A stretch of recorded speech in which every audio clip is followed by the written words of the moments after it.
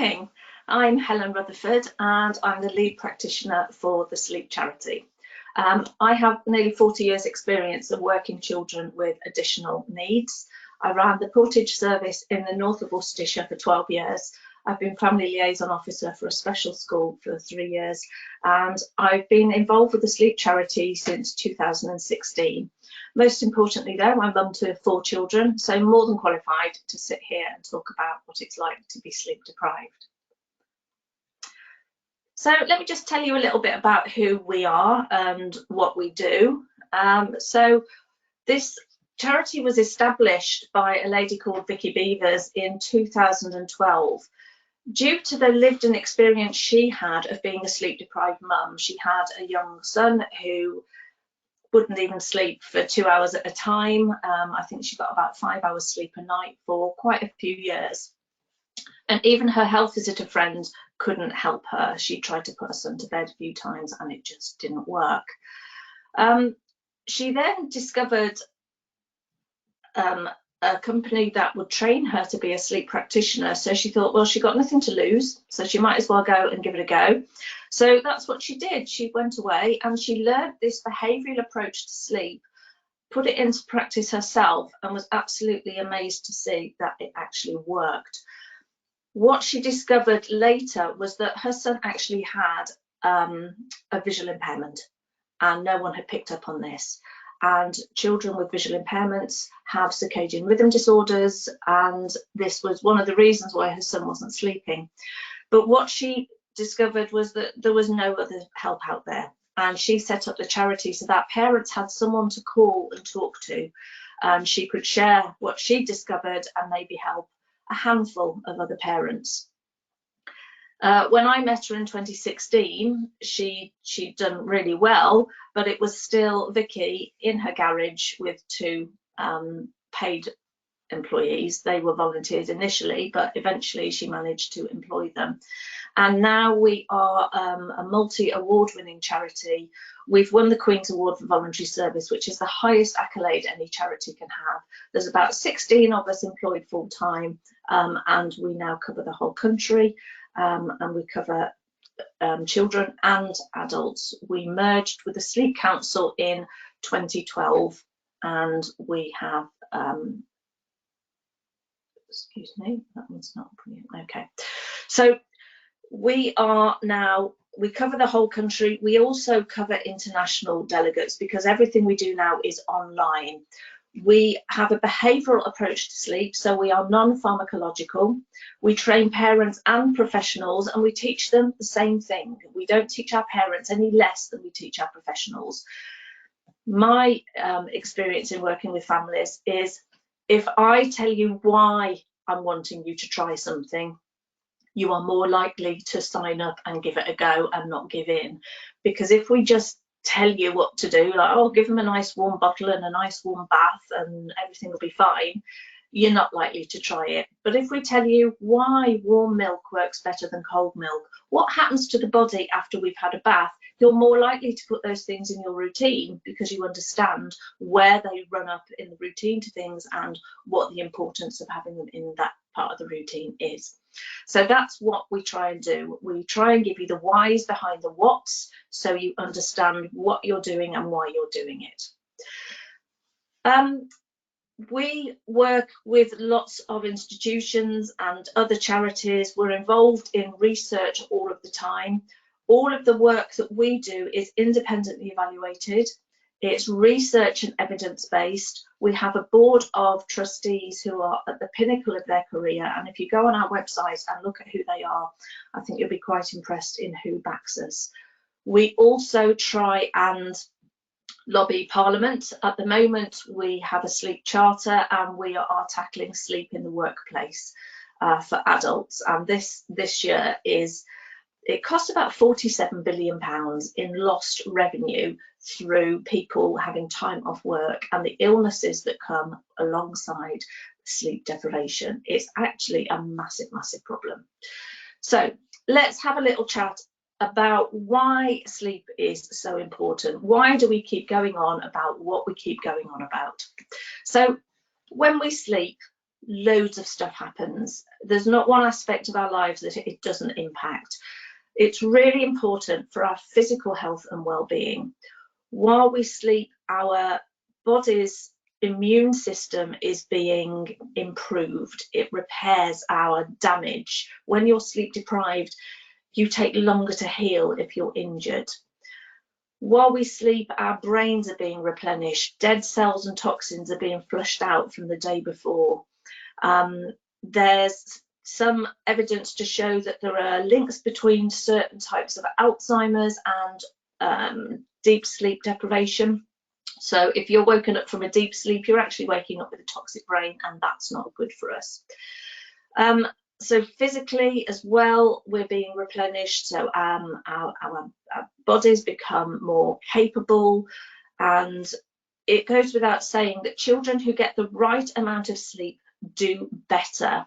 They can focus more, they can concentrate, they can put things into long-term memory, they're more regulated, so the behavior improves, and overall they just function well. So sleep is non-negotiable. I think it comes as a surprise when you realise that 40% of neurotypical children will have a sleep problem at some point. You know, it's just a bit bizarre, isn't it? We can't fight sleep. Sleep happens. It's a natural occurrence. It's absolutely vital for all aspects of our life, and yet we're not very good at it. The minute you add SEN into the mix, though, that percentage goes up to between 70 and 90%. It depends what you read. The trouble with parents of children with SEN is you have been told, well, your child's got autism, they're not going to sleep. Or your child's got Down syndrome, of course they're not going to sleep. So you don't report it. You just assume that this is your lot because you've been told by probably a professional that this is what's going to happen. And that's not really helpful because it's not true. You're not necessarily going to solve all of your sleep issues, but we can always improve sleep. So let's hope by the end of today we give you some top tips and you feel a little bit more confident in making some changes that will help improve what's going on at home. Now, children, 12% of children will snore every night. These are the sleep issues that we often see. Sleepwalking, sleep talking, night terrors, they're what we call parasomnias, and they happen in 3 to 4% of children. And obstructive sleep apnea, this is where the airways are actually blocked. We have 0.5 to 3% of children with obstructive sleep apnea. Now, of that small percentage, 90% of those children will snore. So when we hear that a child snores, we ask lots more questions because you can't ignore an apnea. It's not 999. However, you do need to go and get it checked out because the long-term implications of apnea are not really very good. So we just need to make sure before we do any behavioural work that we're ruling out any of the medical reasons for sleep issues. So what happens to us when we sleep? So this graph here shows a person who had 8 hours sleep. So those are the numbers across the bottom. The numbers down the vertical axis there are stages of sleep. So as daft as it sounds, when we before we go to sleep, we are actually awake. We then drop down straight into non-REM level 1. We miss that REM sleep out as we're just drifting off to sleep. And non-REM level 1 is a very light phase of sleep, and I'm sure most of you hit that quite regularly if you're sleep deprived through the day. So it's where you struggle to keep your eyes open, and you might be sort of head snapping up and you think, oh gosh, did I just drop off? Did anybody notice? But it's almost a conscious phase of sleep. You know it's happening, you know you can fight it. If you got up and walked around the room, you'd override it. And you know that you can work through it. Very often, sort of 4 o'clock for me is a really difficult time, but I know I can work through it and then I'll be fine for the rest of the evening. But if we left you in stage 1 and put a little blanket around you, you then drift off into non-REM level 2. That's the N2 there. And as you can see, the second half of the night, most of our sleep is spent in level 2 sleep. So it's a much lighter phase of sleep. Now, the best analogy here is actually Dad after Christmas dinner. So he's had his dinner, he's had his pudding, he's had chats, dishwasher's ready to be loaded. So this is my dad, by the way. So off they disappear into the lounge and put their documentary on World War II onto the telly. And 5 minutes later, they're asleep. Now we know they're asleep because probably snoring. We can see that muscles have relaxed and we can see that breathing has slowed down. If we did tests, we'd see that the heart rate is lowered. We would see that blood pressure has lowered. The body is preparing itself for that N3 deep level sleep. So we know he's asleep because we can see and we can hear he is. When the children come in, because they've loaded the dishwasher and they've been released, they turn the telly over to Harry Potter, and the first thing Dad says is, "Hey, I was watching that." You think, no, you weren't. You were definitely asleep. But level 2 is an environmentally aware phase of sleep. So we are aware of what's going on in the environment, but we tend not to react to it unless we deem it a threat. So think about your children. When you've put them to sleep, how quickly do you go in and check on them? And do they bounce back up and say, "Oh, Mum, Dad"? When you're rocking your babies to sleep, remember having your newborn babies, they go heavy on you, you know they'd be asleep, you go to put them in the cot and then they wake up again. This is stage 2 sleep. We're not quite ready, so if something happens to us before we've dropped off into deep sleep, we will wake up. And that second phase of sleep, they will wake up to unusual environmental noises. So the house settling, for example, or heating coming on in the early hours, people walking home from the pub outside, delivery lorries, things that aren't normal and our brain reacts to, potentially are going to wake up some of our children. So this might be one of the reasons that you have early morning wakers, because they've had enough sleep to function, not enough sleep that they need, but environmental noises have woken them up and they've had enough sleep, so therefore they're up and they're awake.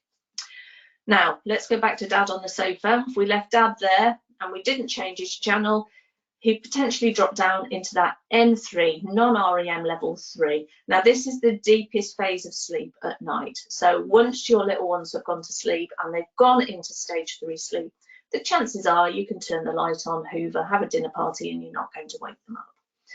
This is where our brain flushes itself of toxins. This is where our immune system gets repaired and reboosted and rejuvenated. It's where a lot of hormones are released. So hormone imbalances very often come from deep sleep deprivation. And this is normally parents, because if you think we get our kids to sleep, they go into their deep sleep, we go downstairs, we either have our dinner if we haven't eaten with them, we might have a glass of wine, cup of tea, watch EastEnders, put the washing on, sort the kitchen out. Then we come upstairs, we get ourselves into a deep sleep and the children have worked through theirs and they're coming into the lighter phase of sleep and they're quite likely to wake up. So we as parents very often get dragged out of deep sleep, which is not good for us. So that's your N3, your 3 levels of sleep: very light and conscious, environmentally aware, and completely deeply asleep and really hard to be woken up from. We then move into that second half of the sleep throughout the night, which is that level 2, and occasionally dipping down into deep sleep. But throughout that, you can see we have REM sleep. That's the dark line across the top. Now, this sleep is where we consolidate information. We put things into long-term memory. We make sense of the world. We get a perspective. So babies need loads of this. Half of their sleep is REM sleep because everything is new. They've got to learn everything. There's lots of filing going on.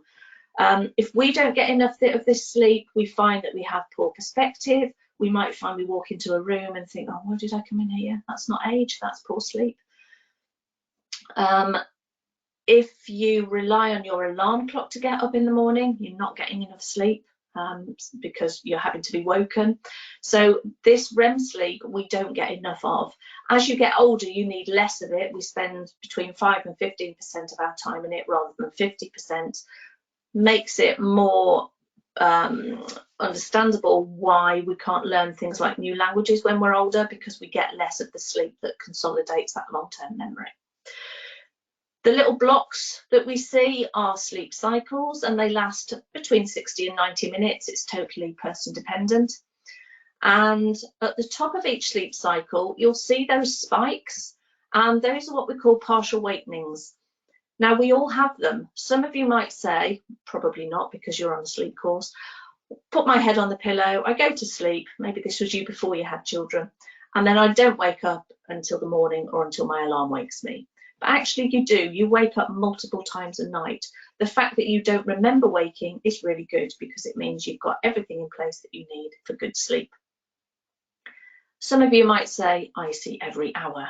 And you probably do. It's either every 60 to 90 minutes, depending on how long your sleep cycle is. If you wake up, it might be worth looking at the clock. And then when you wake up again, have a look at the clock again, and you work out how long your sleep cycles are. It's really quite interesting. Waking up constantly throughout the night causes our teens huge anxiety. I'm awake, I haven't been to sleep for hours. Sometimes you've dropped off again and you don't remember, because if you look at the clock, you think an hour and a half's gone by. Well, actually, you've had another sleep, but you've not remembered it. You just remember being awake. But if you can use this, and you can get these if you just put sleep cycles in the internet, you can get a picture like this. But if you've got anxious teens, show them this graph and just say, look how many times we wake up a night. It's totally normal. What the brain does, it does a visual and sensory scan of the room. And if everything's the same as it was when you went to sleep, you are very likely to cycle in to the next sleep phase and not even realize you've woken up. However, if anything at all is different, your brain, your caveman brain, will wake you up to work out whether that difference is a threat to your environment or not. Now, we don't sleep in caves anymore, so the differences are not likely to be a threat. However, it's an evolutionary legacy that we can't get rid of. So let's have a think about how we put our children to bed.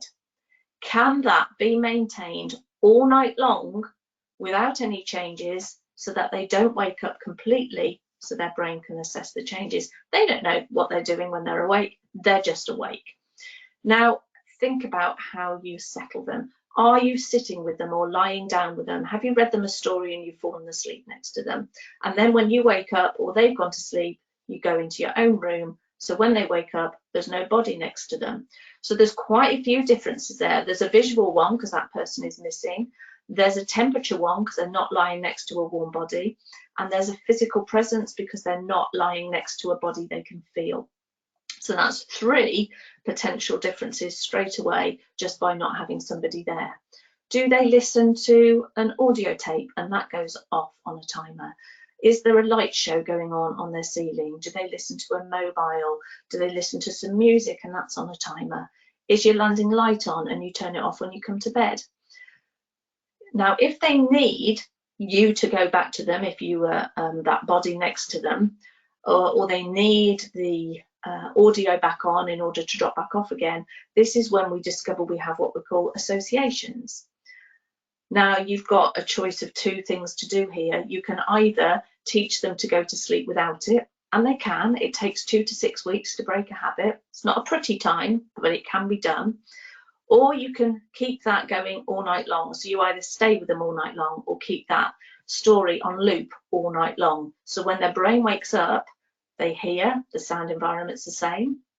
They can feel that body's still next to them, and they'll just drift back off into the next sleep cycle. Parents will often say to me, oh yeah, I do lie with them when they go to sleep, and then they come in and find me, and then if I leave them there, they actually sleep better all night. And that's because that association is constant all night, and when they wake up, it's still there, so they can drift back off again, and you're not aware that they've woken, and quite possibly neither are they. So that's just a really interesting graph to show that our brain, A, is not constantly resting at night. It's actually busier at night sometimes than it is at times during the day, but also that we go through lots of different stages when we sleep, and we need all of them in order to be our optimum selves for the next morning. Okay, that was just showing that babies need a lot more REM sleep, which I've actually already discussed. So this is just another really useful way of talking about how sleep is so important. If you imagine that your body is a battery, and during the day we use that battery up. We're thinking, we're working, we're exercising, we're doing lots of things during the day. So at night time we have an empty battery and we plug it into sleep to charge it up again. Now, if we don't get enough sleep, we're waking up with a partially charged battery, and you have to go through the day on a partially charged battery. And then the chances are, if you've got a sleep problem, every night you're only partially charging your battery. Things like inappropriate napping, having sugar and caffeine too late are going to reduce that sleep drive. So you're not going to want to sleep necessarily because you've already done things to threaten that. So you go to bed too late, you don't plug in properly, you're not getting all of your sleep cycles because you still have to get up at work o'clock in the morning. So every day you're running on that partially charged battery. We know when we try and run something electrical on a partially charged battery, it doesn't work brilliantly, and that's the same for us. So we need to build sleep pressure by doing things during the day that help with sleep. So having exercise, eating well, keeping a routines to the same time, not having caffeine too late in the day. That's if you're caffeine sensitive. Some of you can have caffeine and sleep like a baby, not a problem. And making sure that you don't nap. And part of napping is that surfing when you're going in and out of that level 1. You feel yourself drop off, but you don't actually fall totally to sleep. We call that surfing. We need to be able to stop that as well. So if you feel yourself surfing, get up and do something and keep yourself busy until that has passed. So our body clock, you might hear it called the circadian rhythm. That's just the scientific name for it, but body clock is what we all know. Regulates all of that. We do tend to do things at the same time. We do tend to have our dinners at the same time every night. It also helps us feel hungry because of the hormones that are released. It organises our body temperature, so it lowers body temperature as we drop off. We might have to rely on environmental cues. So, you know, we turn the lights off when we go to sleep, we turn them on in the morning, we might need alarm clocks, and our daily routines help set it. So it's a rhythmical body. It actually the circadian rhythm lasts 24 hours and 11 minutes, but we only have a 24-hour day. So every day, by having that same routine, we're resetting that body clock. So it's unsurprising that teens, for example, really struggle and they start to drift. So making sure routines are set in stone is actually really important, and that's why we go on about it quite a lot. Melatonin is, as you know, the hormone that we make when we are sleepy, and it is hugely influenced by our circadian rhythm. So light and dark are the strongest cues to tell us, again, it's all about evolution. When the sun is going down, it's time to start winding things down so we can go to sleep and wake up when the sun comes up. However, we don't live in those times anymore. Our lights can stay on for as long as we want them to because we've got a switch that controls it. So our brains aren't being told in the same way anymore that the sun has gone down. So we need to replicate that inside our homes. So making sure as we're coming up to our bedtime, we start to lower lighting. So turning your main light off, having a lowered light in the lounge, just so that our brain has time to make that hormone so that we start to feel sleepy. It's produced by the pineal gland in the brain, and sometimes there's a small cohort of children that don't make enough, or they make it at the wrong time, and we have to give it synthetically. So this is those children who are on melatonin tablets. It can be useful for people like pilots, for example, who have to sleep to rest at times when their body clocks aren't ready to sleep. People who are shift workers. You know, we know that shift working is really bad for the circadian rhythm, and this can help then. There's actually a really quite a low percentage of children who need melatonin. Parents often think that their children do need it. However, what we often don't do is give our body the time at the right time to make it. So a good hour before sleep, as I said, we need to lower that lighting, and that means removing screens, and we'll talk about those later. But any kind of direct light going into the retina is going to trick the brain into thinking that daylight is still occurring. So melatonin, we can make it, but we have to help our bodies make it.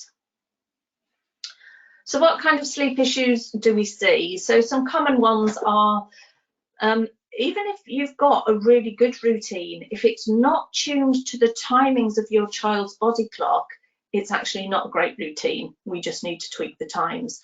Sometimes parents will say to me, I actually don't have a routine. And for me, that's a bit of a gift, because it means, let me give you one. Let's talk about your house timetable, your parenting styles, and let's get a routine in there that suits you. As we've just seen by looking at that graph, a child who isn't able to self-settle is going to wake up during the night because they need something to help them settle. And if that can't be maintained throughout the night, the chances are they're going to wake up.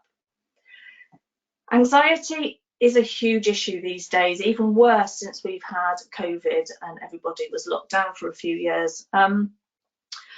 A child who's anxious is in fight or flight mode, and they are not in a position to go to sleep. You know yourselves, if you're worried about something, you can't get it off your mind before you drop off, and the chances are you churn it around for a couple of hours before you actually do fall asleep through sheer exhaustion. We have to work out, is it anxiety that's causing a sleep issue? In that case, we've got to do something to address the anxiety, because that's not going to disappear. Or is poor sleep having an effect on your anxiety levels? In which case we have to sort the sleep out, and then you become much more resilient and able to cope with the things that are causing you anxiety. So it's quite a fine balancing board, and very often it's quite difficult to tell which is which, but it's something that we have to play with all the time. And you, I'm sure, are well aware that CAMHS referrals very often get rejected because thresholds now are so high for CAMHS intervention, because they are just overwhelmed, and it's unlikely that you'll get a CAMHS appointment. So if you've got one, hang on to it and do everything they say, because they're like gold dust, those appointments. I'm hungry, I'm thirsty. Very, very common excuses of children not wanting to settle. They might well be. So for a child, for example, who's been fed to go to sleep, so we're talking about younger children here, they have a bottle, they fall asleep on the bottle, they wake up and they need that bottle to go back to sleep. Although it's an association, we may actually have trained them to be hungry. So we might need to reduce the amount that we give them slowly over time until they don't need that through the night. Also, sometimes our younger children have very early teas. If they're in nurseries, for example, a nursery gives them tea. It's very often not a really good nutritious meal. I know when mine were at nursery, they were often given noodles for tea, and that's not going to keep anyone full for very long at all. So making sure that we have a little snack before bedtime eliminates the I'm hungry, I'm thirsty scenario. A lot of your children are going to have coexisting medical issues alongside the diagnosis. And again, we have to think about how we manage those throughout the night. So if you have to tend to your children, you know, if they've got epilepsy or cerebral palsy, and you have to go in and change positions, or they're incontinent through the night and you have to change nappies and pads, we just have to think about the behaviour that we're exhibiting. So we have to lower our engagement, we have to keep the lights as low as possible, ideally not take them out of the room, make sure that they know this is still nighttime by the environmental cues we're giving. So just looking at how we do that. If you have night staff coming in to stay with your children, and some of you may well do, have a chat with them, have agreements before they start that they're not going to sit and read with bedside light, because that's going to cause melatonin issues. They're not going to have crisps because the middle of the night is their lunchtime, and they're not going to start chewing noisy crisps. So just think about whose needs we're putting first when we're having night staff in. And are they comfortable? Very often we don't ask our children if their beds are comfy. Just because you like a soft mattress doesn't mean that your children do, and vice versa. So I'll give you a little story about one of my children. Always used to sleep on the floor. Once I put him to bed, didn't bother me. He was quite comfy. I just let him do that. So it didn't affect his sleep. But it wasn't until we went camping and he asked me to take all of the air out of his air mattress that I realised it was the hard floor that he needed feedback from in order to feel rested and safe enough to drop off to sleep. But not once did I ask him, is your mattress comfy? And when we discovered this, we changed his mattress to a hard mattress and he was absolutely fine. He didn't need to get out of bed anymore. But I thought he just liked to sleep under his bed in a little den, which was fine. However, that wasn't the reason at all. And it took me a while to realise that. So thinking, if your children don't just snuggle down and go to sleep, is there something going on in terms of their comfort? Exercising too close to bedtime can overstimulate the vestibular systems and keep them open and active for hours sometimes. If you have really vigorous exercise, about 2 hours later, you can actually start to feel quite sleepy. So those of you who might do a park run, a couple of hours after you get home, you just think, oh, do you know what, I could really do with a nap. But that's because 2 hours after you've exercised, something happens to your body and it asks you to sort of recover and have a nap. So if you can time really vigorous exercise to sleep time, that's great. However, within 2 hours of going to sleep, don't send them out on the trampoline for a 20-minute session to get rid of that last bit of energy, because the chances are it has the wrong effect. Exercise during the day, however, has been shown to really boost sleep quality. So any kind of exercise throughout the day, brilliant. So that's swimming class, after school, spot on, football practice, going to the park and climbing the slide and going on the seesaw, things like that, absolutely great. Going for a walk before bed is not vigorous exercise. That's not a problem. So don't worry when you say, parents often say, oh, we go and walk the dog before school, before sleep. That's not a problem. They genuinely might not be tired, because they may have a circadian rhythm disorder, really, really common. Their sleep needs may have changed. Parents expect children to sort of stay static and they forget that they're getting older, and actually we might need to change that bedtime by 15 minutes or half an hour. So just have a look at, actually, are they really genuinely tired? And if they're not, I'll talk about what we do about that. If they've got a circadian rhythm disorder and they're, you've got a 5-year-old who isn't asleep till 11, obviously they're not tired, but that's not good for them. So we'll talk about how we can tackle that a little bit later. This is a massive issue for most of the children that I work with. If they have a sensory need during the day, you are going to have to address that during the night. So if they are ear defender children, or they've always got their ears covered, or certain pitches or tones or noises irritate them, and you know that they can't block out those environmental sounds, then it might be worth experimenting with white noise. Now, a lot of parents will say, yeah, I've tried white noise, it doesn't work.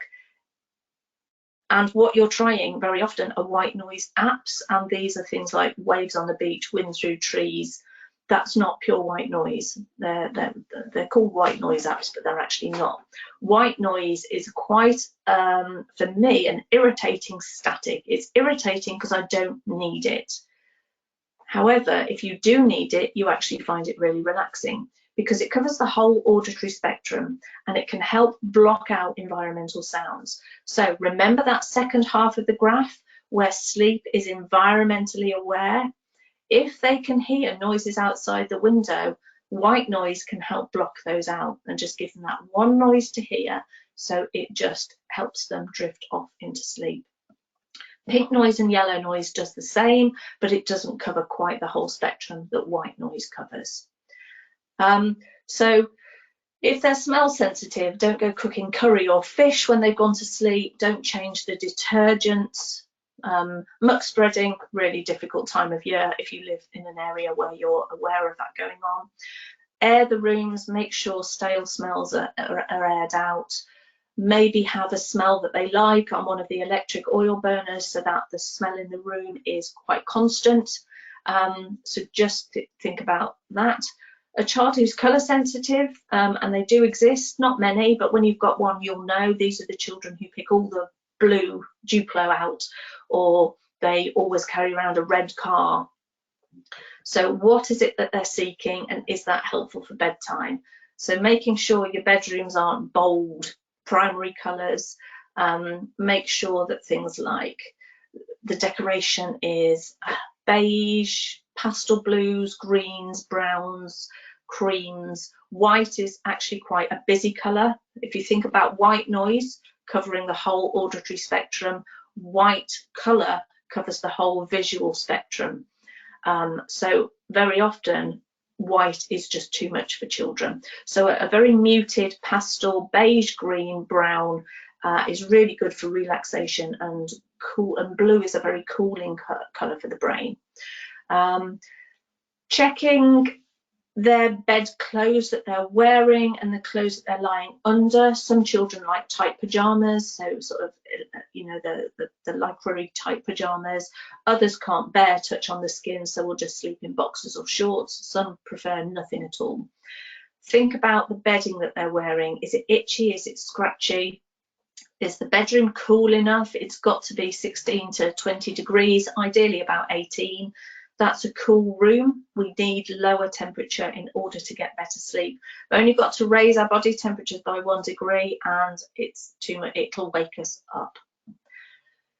A lot of our children with SEN have a higher incidence of primary sleep disorders.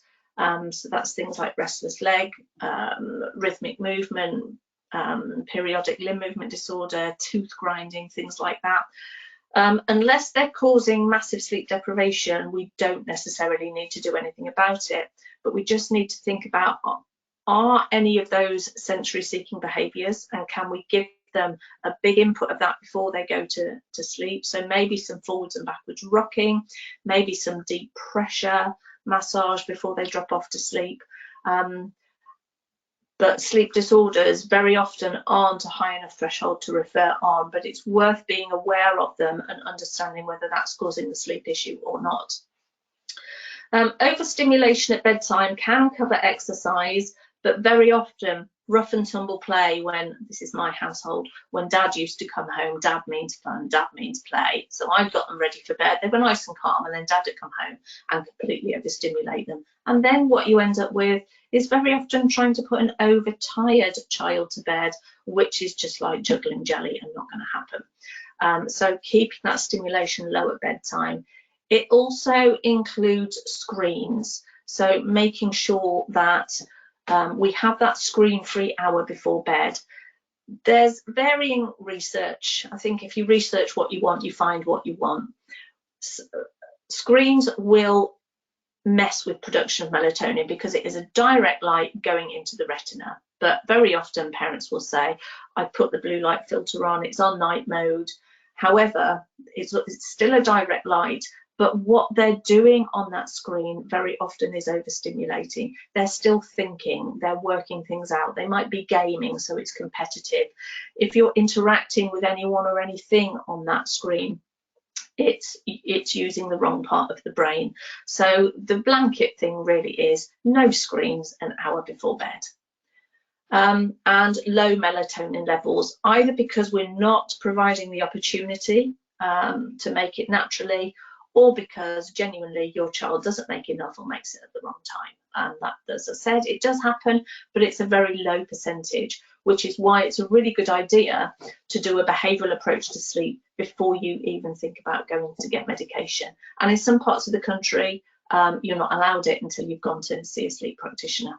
And that's becoming more and more popular among CCGs, quite rightly, because we are over-medicating our children on melatonin when actually it's not necessary.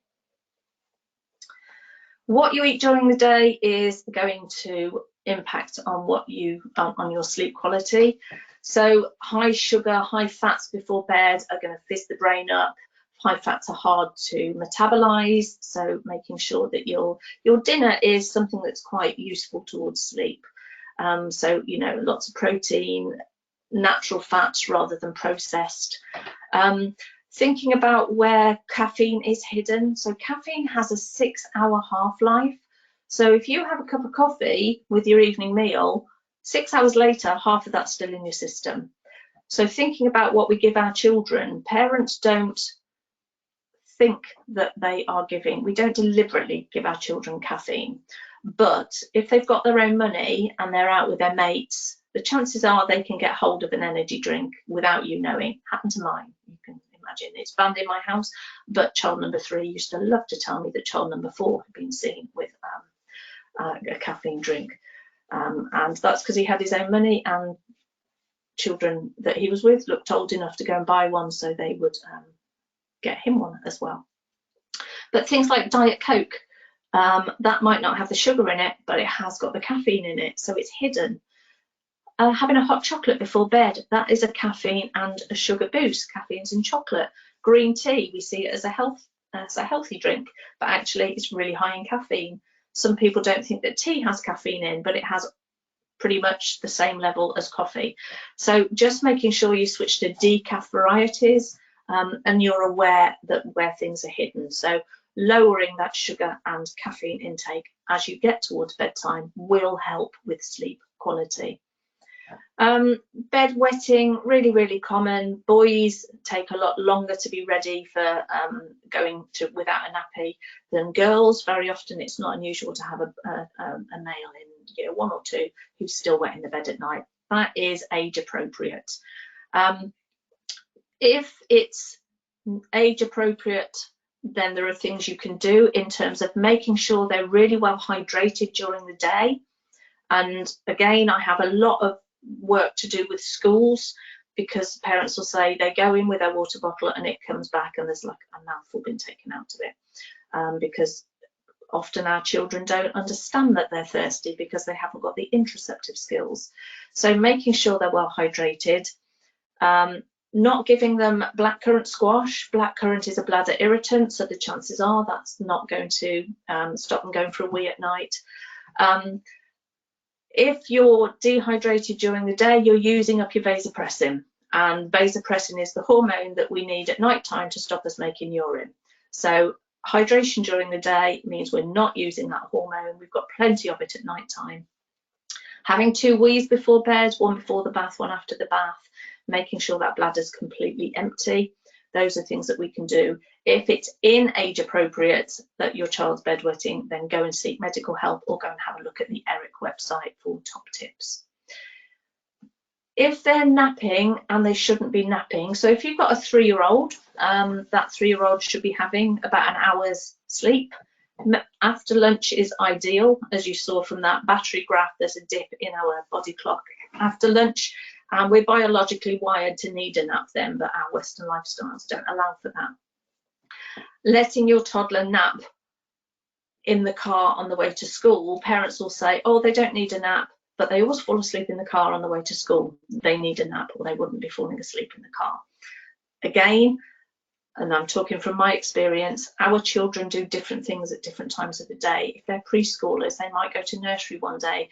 I might be at home with them one day. They might have a childminder. Grandma might have them. So the days are never the same. So giving them a time for a nap is really difficult. Also, we go to mother and baby groups or mother and toddler groups, and they're very often after lunchtime when they should be napping. So we don't really do ourselves any favors in the lifestyles that we have.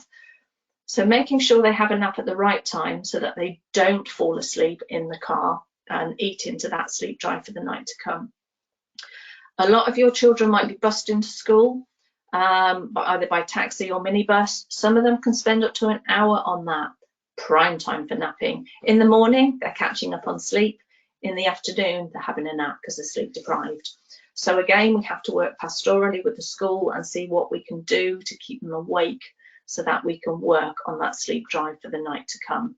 Once we've sorted sleep out, they don't need to nap on the bus. But the transition between sorting it out and stopping that nap is really quite tricky, and we have to work with lots of people. Sleep associations we've already discussed. Those are the things that you need to put back in place in order to drop off again when you've woken in the middle of the night. A lot of you might have been going through the dread of bedtime coming up. It might be a time where there are meltdowns, your children get aggressive because they're overtired, they're not able to regulate because they're sleep deprived. So are you, so you're not able to regulate. It's going to be awful. When they finally get to sleep, you know that they're not going to sleep all night. They're going to wake up and you're going to have to do it again, or you might have to take little Jimmy down because your partner's got to get up for work, the other children have got to sleep because they'll be tired for school, and you know every night is like this, and it could be happening, could have been happening for years. So you don't look forward to your evening. You start to build yourself up to, oh, here we go again, it's nighttime again, and the children pick up on that. So we work with parents and help them lower their adrenaline levels so that it's not passed on to the children. So over time, bedtime actually becomes a time to look forward to. It's a positive time rather than this negative, vicious cycle that's really hard to break out of. And I've already talked about screens, so I'm going to skip that. What happens when we don't sleep? Basically, life just becomes really tricky. We are not able to regulate. We are not tolerant of anything. The slightest thing can set us off. This is us as well as children. We can't remember things. We can't put things into our long-term memory. We're not even able to concentrate in order to pick things up. We can't be bothered to do stuff, which is why there's a high correlation between obesity and sleep deprivation. The hormones that are released that keep us hungry and satiated are not released properly, so we're always hungry and we're never full. Hyperactivity, a lot of our children are going down the ADHD diagnosis pathway, and sleep deprivation symptoms can mimic ADHD symptoms. Doesn't mean your child doesn't have ADHD. However, if they do, sorting sleep out can actually help them become calmer. And very often those who do have ADHD don't need to go down the medication route, which is really reassuring for some parents. And obviously, if you're not able to regulate, your daytime behaviour from your children is going to be completely through the roof. They may be able to mask it at school, but then they'll let go when they get home. And teachers very often say, well, they're absolutely fine here. No, we don't think this. No, we don't think that. We don't believe what you're saying, mum, dad, carer. But actually, they've held it in at school, and then they've just let it go when they get home. So you get the full brunt of it. It's a real backhanded compliment, isn't it? That they feel safe enough now to be able to let it all go. Sometimes they can't help it at school, and you see more detentions and falling out with friends and arguing with the teachers and just disrupting the classroom. So we do see lots of challenging daytime behaviour. So what kind of things can we do on top of the things that we've already looked at? Working out how much sleep your child needs, tricky one, question I get asked all the time, and you can see by this graph there is no magic number. As you get older, so babies, as you can see by that first graph, that's your sort of newborn to first few months, they need anything up from 11 to 19 hours, completely individual. The light blue is kind of outside that bell curve. Not many children are within that, but there are some. Most children are within that dark blue line, and as you can see, there's a few hours range between all the ages. So I think the best way to go through working that out is look at get up o'clock. What time do you have to get up in the morning for you to get ready for work, for them to go to a childminder, for them to get to school or college? And then work backwards from that. And then when you start to improve sleep at the beginning of the night, when they are easier to wake up or they're waking up naturally at that time, you've kind of worked out their sleep needs. So setting that morning wake up time, even at the weekends, is really important so that you can build sleep drive for the night to come, and then you can start to extend how much sleep they get until you've worked out what their needs are. So if you've got, I'm going to talk now about those of you who've got children who are going to bed way too late for their age. So let's say, for example, you've got a child who's going to bed at 11 o'clock. Initially, and please don't panic at this because it is temporary, we're going to not even start the routine until about 10 o'clock. We will bring it back, but we'll bring it back slowly at a time that their body clock can cope with, and then you get your nights back. But right now, bedtime isn't great. They're up and down all the time, or they're refusing to get into bed, or they're arguing, or you're having to sit with them. So you're not getting any kind of quality evening. So please don't panic that we're saying start later. But at 10 o'clock, we'd ask you to lower the lights, and this is so that melatonin can start to be produced. Give them a supper of foods that are really good for sleep. So we're talking a warm milk, a little bit of cheese on toast. Cheese doesn't give you nightmares, that is a myth. A little bowl of porridge, a banana, a full fat yogurt. There's some nuts, there's some lentils.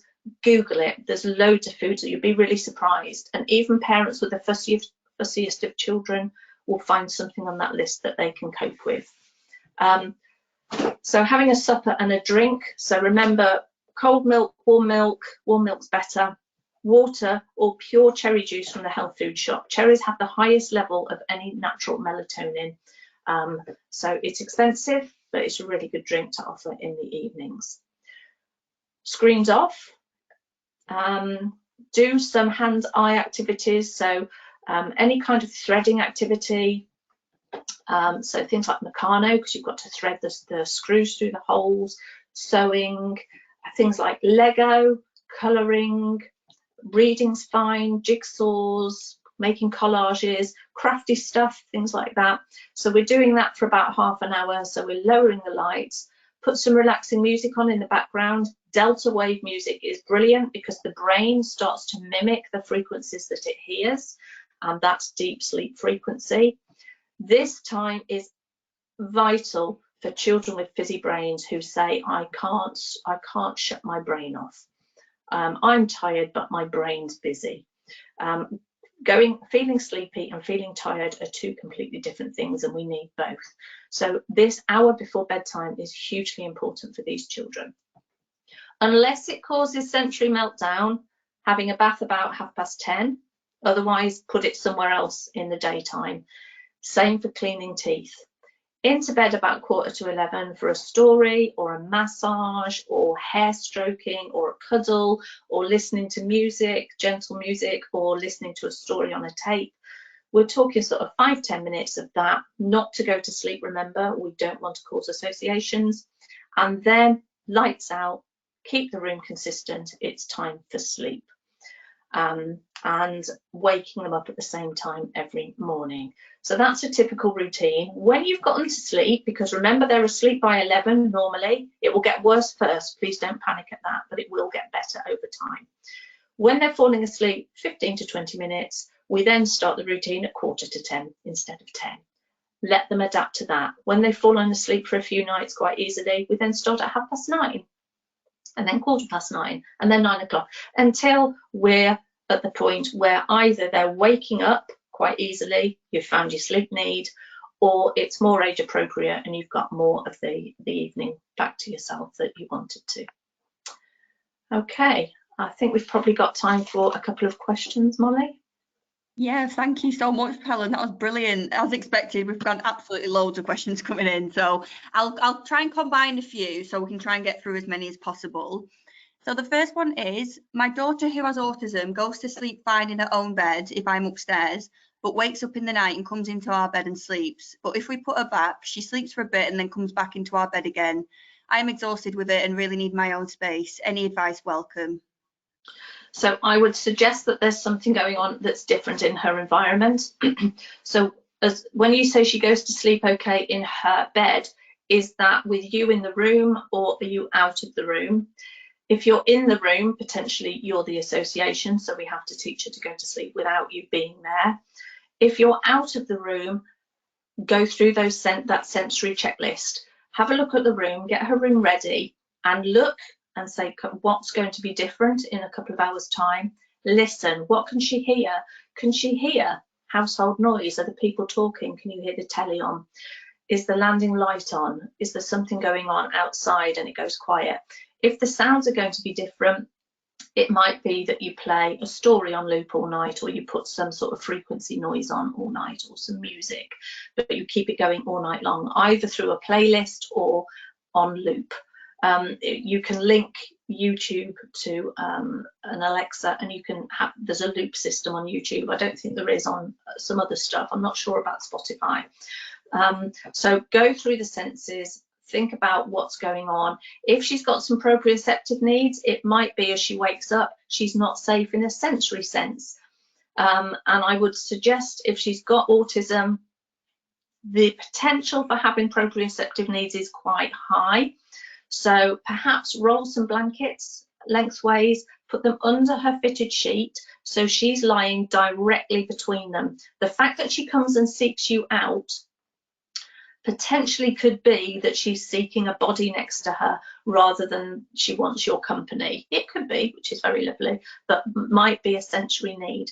Now, by having the blankets so she's lying directly between them, gives her an edge to her bed, and it means she can work out where she ends and the world begins. If she's just lying in her bed and there's no way of telling that unless she moves her foot and feels the wall, then potentially she might feel a little bit unsafe, like she's falling or floating. So V-pillows, blankets under the sheet, potentially compression, so a lycra sheet or a weighted blanket. If they're older, we don't recommend them all night long for younger children. So, which is why compression works better than weighted blankets, because it gives the weight of a weighted blanket without the heat and the weight of it. So a long sheet of lycra wrapped around the bed, much cheaper than buying one of those lycra sleeves for your mattress. They're really expensive. There's cheaper alternatives for everything.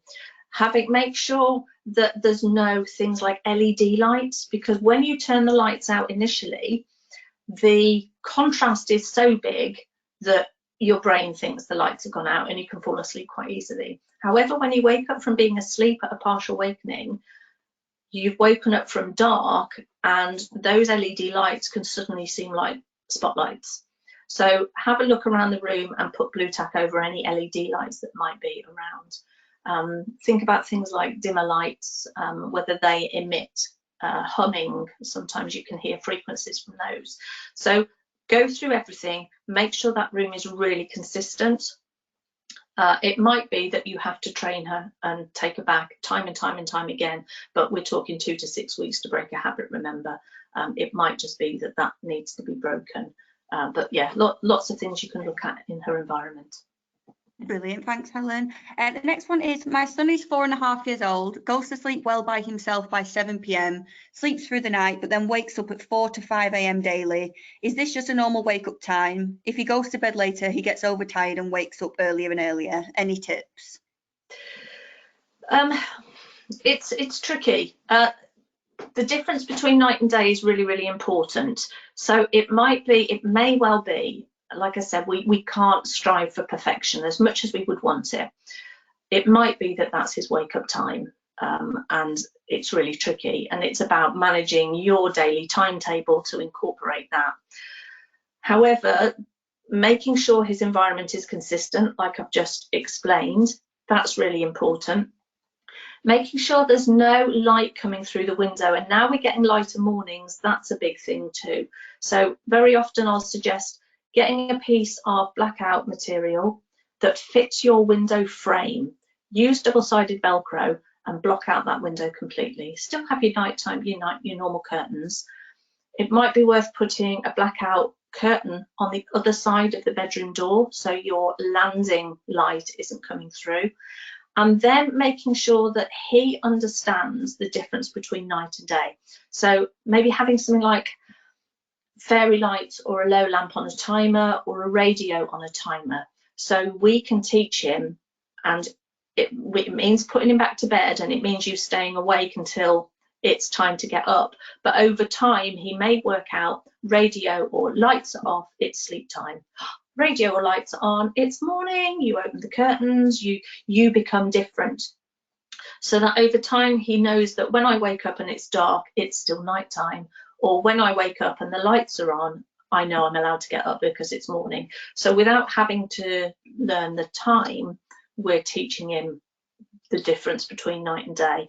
And morning has to be an event. In the mornings, we do need you to turn, I'm talking about mummy because it's me, whoever goes in, you become nighttime mummy in the nighttime, put them back to bed, you tell them it's sleep time, you use a sleep phrase, it's time for sleep, sleep time, and then you leave again, and you just do that throughout the night. But in the morning, when you know it's time to get up because the fairy lights are on or the radios come on, you're then morning mummy, and it's, oh, good morning, I missed you, even if it was 5 minutes ago when you went in, we don't mention that. Missed you, I can't wait for the day. You open the curtains, you get them dressed. If breakfast is messy, get them dressed into shorts and a t-shirt, so it doesn't really impact on your washing that much. But morning is an event that happens, and it looks different. When you look at the research, children who get up early in the morning very often get up because they're allowed to, and they're allowed to for good reason. It's not a criticism. You have to because you'll wake the other members of the family and you've got to go for work or school. So by putting them back to bed and making a difference between morning and day, that can help. Making sure they're not hungry, so that evening snack before sleep, really important. So yeah, there's a few things you can try there. Brilliant, thanks, Helen. We'll just try and get through a couple more. I have poor sleeping patterns / habits, i.e. broken sleep, partner snoring, parent of a child with ADHD, and on average get less than 7 hours sleep a day. I also have poor concentration and memory. I strongly suspect I have ADHD undiagnosed. Any thoughts, suggestions, and is it likely to be a strong link between sleep deprivation and poor memory? Oh, absolutely, yeah. Because you're not getting enough of your second half of the night's sleep, and that is where we consolidate information. So absolutely, 100% link there between poor sleep and memory.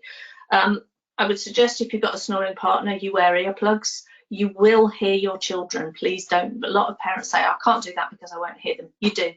I had a snorer, and it just lowers the tone of the snoring to a point that you can cope with, and it doesn't override. It's not so loud it overrides your sleep. Also get your partner checked. Just make sure there's no apnea going on there. There might actually be something that can be done about it. Low chance, but get them checked out just in case.